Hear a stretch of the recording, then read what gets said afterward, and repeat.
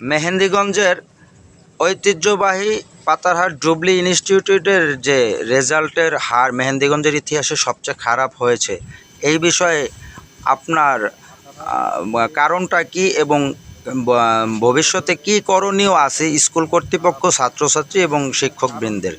আমার নাম মোহাম্মদ জসিমউদ্দিন খান। আমার বাড়ি পাথারহাট, মেহেন্দিগঞ্জ সদর ইউনিয়ন, বরিশাল ৪। আমি জুবলি স্কুলের একজন প্রাক্তন ছাত্র, 92 ব্যাচ। আর আমার বাড়ি রুকুন্দি, যেহেতু আমি এই রুকুন্দি থেকে হেঁটে তখন মুসলিম হাই স্কুল পার করে তারও 1 কিলো হেঁটে, বেশি 1 কিলো হেঁটে আমি জুবলি স্কুলে যাই। কারণ একটাই, এই স্কুলের তখনকার সময় গুণগত মান অনেকই ভালো ছিল। যেহেতু এই স্কুল থেকে আমাদের বর্তমান বাংলাদেশ জাতীয়তাবাদী দলের স্বেচ্ছাসেবক দলের জনাব রাজীব হাসান এই স্কুলের একজন ছাত্র। তারই সাথে আমাদের সালাউদ্দিন পিপলু জমদার, উনিও এই স্কুলের ছাত্র, বরিশাল উত্তর জেলার আহ্বায়ক। যেহেতু এই স্কুলের এখন বর্তমানে কি পরিস্থিতি সবাই জানে।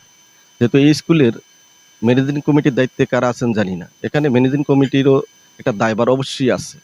ম্যানেজিং কমিটি যদি সঠিকভাবে নিয়োগ বাণিজ্য না করে, যদি মেধার বাণিজ্য করে, তাহলে মনে হয় ভালো হয়। অনেক ক্ষেত্রে অনেক স্কুলে, এই স্কুলে হয়েছে কিনা সঠিক জানি না, অনেক স্কুলই এরকম হয়।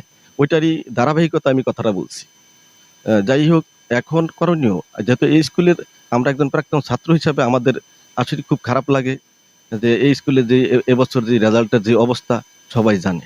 99 জন ছাত্র পরীক্ষা দিল, তার ভিতরে মনে করেন যে মাত্র 19 জন ছাত্র উত্তীর্ণ হইল, বাকি 80 জন এই অকৃতকার্য হইল।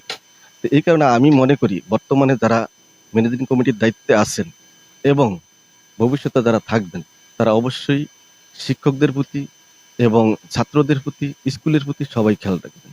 আর বিশেষ করে আমাদের জনাব রাজীব হাসান ভাই, যেহেতু এই স্কুলের উনি একজন ছাত্র, তারও একটা দায়ভার এখানে আছে। এবং তার সাথে পাতারহাট মেহেন্দিগঞ্জ সদর ইউনিয়নের সদরের যারা আছেন, তারা অবশ্যই এদের প্রতি একটা খেয়াল রাখবেন, দৃষ্টি রাখবেন সবাই। কারণ এই স্কুল একটা ঐতিহ্যবাহী স্কুল, জুবলি ইনস্টিটিউট ঐতিহ্যবাহী স্কুল। আর